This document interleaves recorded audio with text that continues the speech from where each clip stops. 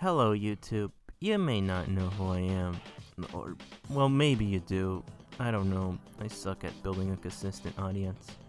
Anyways, I'm here to leave the dark underground, or whatever metaphor you're supposed to use when you make videos again. Cause I want to do a little rant about that new Nickelodeon All Star Brawl game that just got announced. Side note, isn't it kinda sad that the new Nick crossover games are no longer called Nicktoons anymore? I thought that was cool, but even the network realizes how shit it is. Anyways, it might be a real surprise seeing all these classic Nickelodeon characters in one game, duking it out in a Smash Brothers style arena. It seems pretty hype, right? However, is it me, or did anybody watch this trailer and feel a little unsatisfied? Like, there were two characters that I was really hoping would show up at any point. Like, their inclusion to the game makes so much sense, it's to the point that not including them is such a brain-dead decision. I am of course talking about Hector and Miko from Glitchtex. No, really, Glitchtech's representation in this game, especially at Playable Fighters, makes extremely perfect sense. This has to be one of the best animated shows in the era of modern Nick cartoons. And best of all, it's an action cartoon, meaning there's so much moveset you can pull from this show that can easily translate well in the game.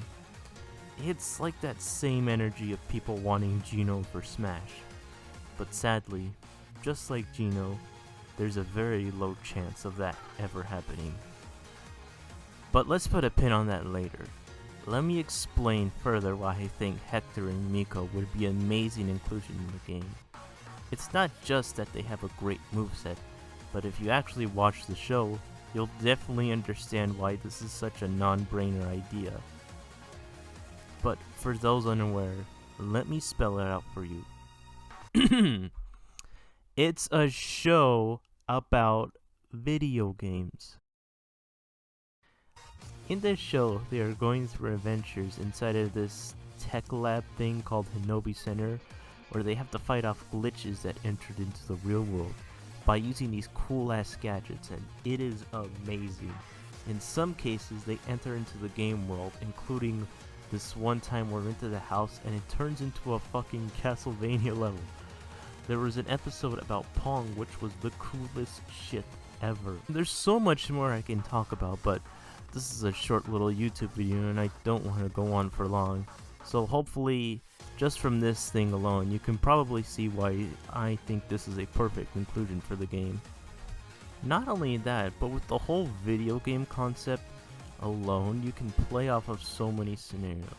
Like, remember how in the old Nick crossover games, the way they would explain why all these characters are coming together is that Jimmy Neutron built like some sort of dimension portals that all the characters got sucked into because he's like some genius inventor or something. Glitchtex would be the perfect modern explanation for this kind of crossovers. Maybe the Nick characters are glitches from various licensed games that decided to run amok. I know saying a lot of these iconic Nicktoons characters are actually glitches from a game and not the real deal is probably gonna disappoint a lot of people, but I'm sure somebody smarter than me can figure that out. However, as much as I love this idea, I highly doubt Glitchtex have any chance of appearing in this game. This is mostly due to the fact about how Nick has been horribly treating this show.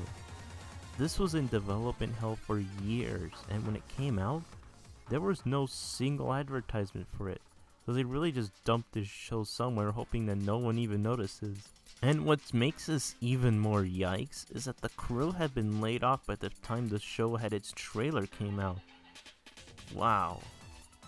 Not only has their standards with this show been bad, but they've been doing everything to erase this from their catalog, yet they let shit like Sanjay and Craig stay.